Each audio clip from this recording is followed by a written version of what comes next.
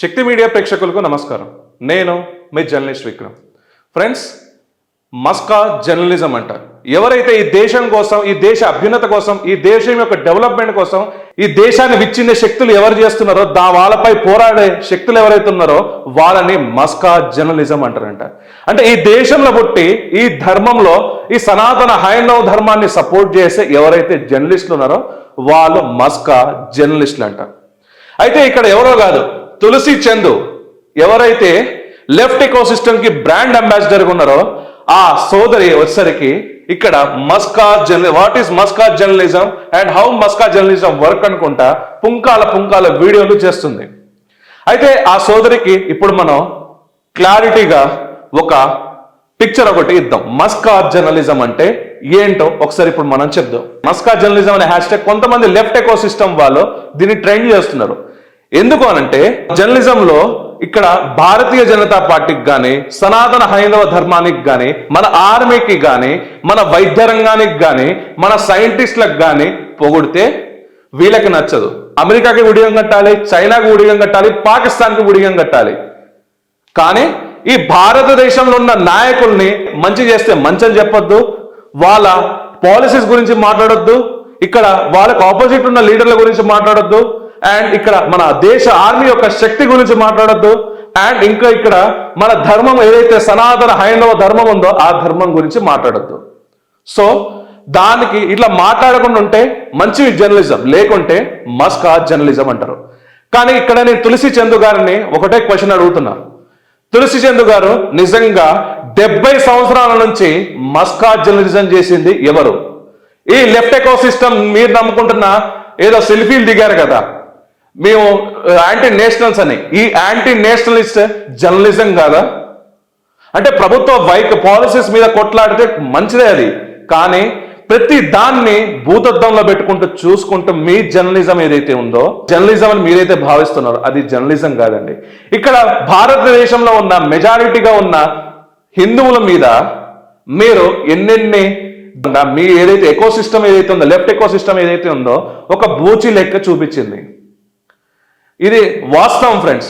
ఇదే తులసి చందు గారు ధర్మస్థలి మీద కూడా కొన్ని పుంకాల వీడియోలు చేసినారా లేదా? అండ్ ఈ లెఫ్ట్ ఎకోసిస్టమ్ బ్యాచ్ అంతా చేసిందా లేదా? చేశారా లేదా? సో మరి లాస్ట్కి ఏం తెలియంది? ఎవరి వైపు అది తీర్పు వచ్చింది? తీర్పు రాకముందే వీళ్ళే జడ్జిలు, వీళ్ళే అడ్వకేట్లు, వీళ్ళే సీనియర్ మోస్ట్ సుప్రీంకోర్టు అడ్వకేట్లు అన్నట్టు తీర్పులు ఇచ్చేస్తారు. వీరికి నోటికి ఏదొస్తుంది నరం లేని నాలుకని చెప్పేసి ఇష్టం ఉన్నట్టు మాట్లాడతారు. ఇది జర్నలిజం అంటారా?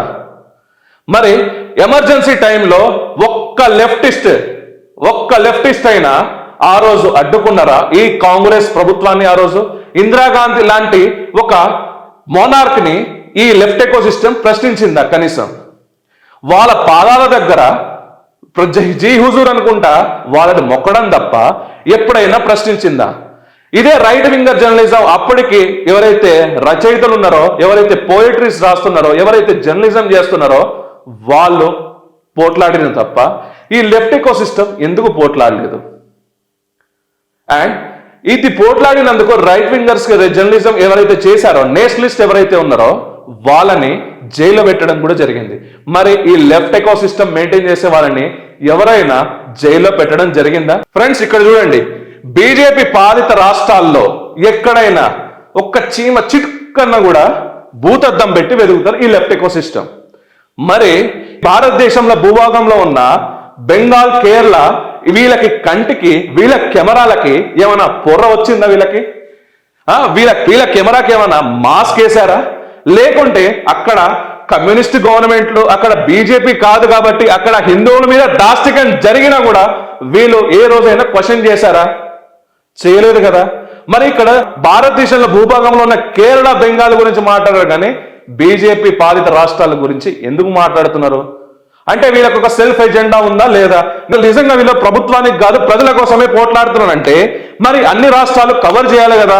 మరి బెంగాల్, కేరళని ఎందుకు వీళ్ళు అక్కడ జరుగుతున్న హిందువుల మీద జరుగుతున్న దాష్టికాన్ని, అక్కడ జరుగుతున్న ఇన్సిడెంట్స్ ని ఎందుకు కవర్ చేయలేకపోతున్నారు? సో ఇక్కడ వీళ్ళు ఎందుకు ఇంత బయాస్గా ఉన్నారు? ఇదే రైట్ వింగర్ జర్నలిజం వాళ్ళు జమ్మూ నుంచి కన్యాకుమారి వరకు మనకి మొత్తం A to Z ఈ ఇన్ఫర్మేషన్ అది వాడు బీజేపీ కానీ కాంగ్రెస్ కానీ ఎంఐఎం కానీ కమ్యూనిస్ట్ కానీ వితౌట్ ఎనీ బయాస్ క్లారిటీగా చూపించేటోడు రైట్ వింగ్ జర్నలిజం వాడు. మరి లెఫ్ట్ ఎకో సిస్టమ్కి కేరళ అండ్ బెంగాల్లో జరుగుతున్న రైట్స్ కనబడట్లేదా? ఇది ఇప్పటి నుంచి కాదు మిత్రులారా, ఎప్పటి నుంచో ఇదే రైట్ వింగర్ జర్నలిజంకి లెఫ్ట్ వింగర్ జర్నలిజంకి జరుగుతున్న పోట్లాట. స్వాతంత్రం వచ్చిన తర్వాత రాక ముందు కూడా ఇదే లెఫ్ట్ ఎకో సిస్టమ్ మెయింటైన్ చేస్తుంది. మరి ఎవరు మాస్క్ వేసుకున్నట్టు? నిజంగా తులసి చందు గారు చెప్పినట్టు భారతీయ జనతా పార్టీ ముసుగులో ఇక్కడ రైట్ వింగర్ జర్నలిజం వాళ్ళు మాట్లాడుతున్నారు, రైట్? మరి కేరళ గురించి బెంగాల్ గురించి మీరెందుకు మాట్లాడట్లేదు సోదరి?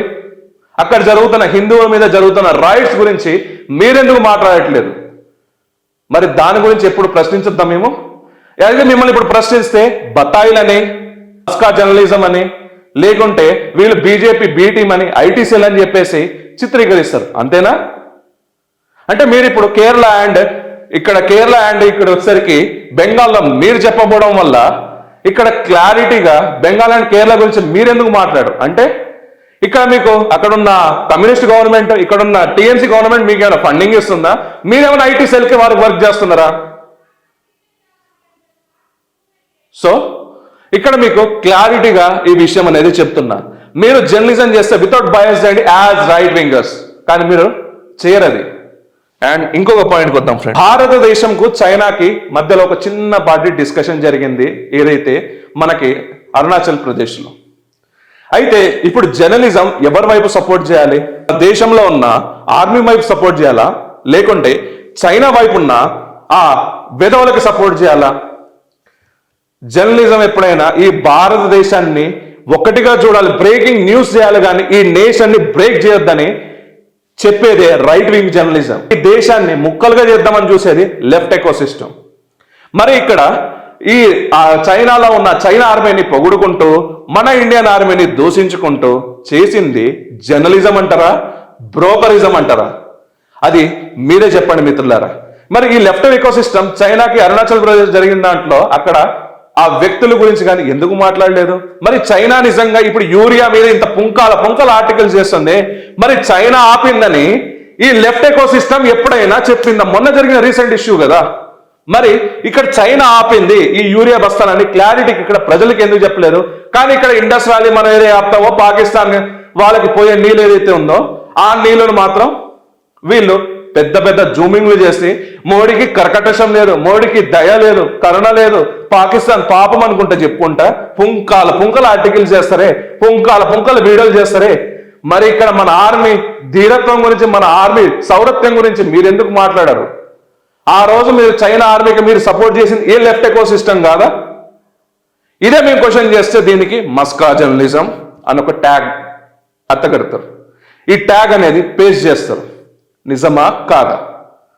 ఇక్కడ మీకు కళ్ళ ముందే ప్రూఫ్స్ ఉన్నాయి. ఇండియన్ ఆర్మీ ఒకవేళ ఫైట్ చేస్తే పాకిస్తాన్ వైపు మాట్లాడతారు, చైనా వైపు మాట్లాడతారు, లేకుంటే ఇంకో దేశం వైపు మాట్లాడతారు. కానీ ఇక్కడ భారతదేశం యొక్క ఆర్మీ గురించి మాట్లాడరు. వీళ్ళకి ఎందుకు ఆ భారతదేశ ఆర్మీ గురించి మాట్లాడని ఇన్వెస్టిగేట్ చేస్తే వీళ్ళకి మోడీ పడదు. మోడీ ఎందుకంటే ఆయన రైట్ వింగర్ కాబట్టి. మీ జర్నలిజం తగలేయా? మోడీ ఒక ప్రధానమంత్రి, దానికి మన ఆర్మీకి ఏమైనా సంబంధం ఉందా? మోడీ నిజంగా సంబంధం ఉంది ఆర్మీకి. ఎందుకంటే ఇదే కర్గిల్ వార్ కానీ ఇంతకుముందు వార్స్ కానీ ఇంత ఫ్రీ హ్యాండ్స్ ఎప్పుడు వీయలేదు. మన ఆపరేషన్ సింధూర్ అయినా దానికంటే ముందు సర్జికల్ స్ట్రైక్స్ అయినా ఇంత ఫ్రీడమ్ అప్పుడు ఇవ్వలేదు మనకి, మన దేశ ఆర్మీకి. సో ఇక్కడ మోడీ చేస్తున్నాడు కాబట్టి right winger journalism as a Nationalist గా నరేంద్ర మోడీకి 100% సపోర్ట్ ఉంటాడు. సో ఇప్పుడు మీరు దీనికి Modi Bakht, గోధి media and maska journalist అంటే మేము 100% ఈ దేశం కోసం, ఈ ధర్మం కోసం, ఈ దేశాన్ని నడిపించే ఒక నాయకుడు కోసం మేము 100% మా జర్నలిజం వర్కౌట్ అవుతుంది. అక్కడ మేము అక్కడే పనిచేస్తాం. మా జర్నలిజం ఇంతే పనిచేస్తుంది. ఈ దేశం కోసం పనిచేస్తుంది. విదేశాల కోసం మేమెందుకు పనిచేయాలి? అది ఈ దేశం యొక్క మట్టిలో జీవిస్తూ, ఈ దేశం యొక్క తిండి తింటూ, ఈ దేశం యొక్క గాలి తీసుకుంటూ, ఈ దేశం యొక్క వనరులను మనం ఆస్వాదిస్తూ విదేశీ గొంతులకు ఫ్లూట్లు వాయించే బ్యాచ్ రైట్ వింగర్ జర్నలిజం కాదు. అది వాళ్ళ కాళ్ళకి చెప్పులు తొడిగే బ్యాచ్ మీది left eco system. So right winger journalism ఏందో, లెఫ్ట్ వింగర్ జర్నలిజం ఏందో తులసి చంద్ కొంచెం అర్థం చేసుకుంటే బెటర్. ఇక్కడ మన రైట్ వింగర్ జర్నలిజంలో మనం ఏ మతాన్ని కించపరచం, కానీ సనాతన హైందవ ధర్మానికి ఏదైనా ఆపత్తు వస్తే మాత్రం 100% అక్యురేట్ గా దాన్ని చూపించే బాధ్యత ప్రతి రైట్ వింగర్ ఉంటుంది, ప్రతి భారతీయ పౌరుడికి ఉంటుంది. ఎందుకంటే సనాతన హైందవ ధర్మం అనేది మతం కాదు మిత్రులారా, ఇది ఒక ధర్మం. అది ఒక కాస్మిక్ లా ఇక్కడ బై మన యాన్సిస్టర్స్ ఇచ్చింది. ప్రతి దాంట్లో మన భారత డిఎన్ఏ చూస్తే ప్రతి ఒక్కరిది ఒకటే డిఎన్ఏ ఉంటుంది. ఇక్కడ హిందువా, ముస్లిమా, సిక్కా, జైన ఇవన్నీ కాదు, మనమందరం ఒకప్పుడు హిందువులమే.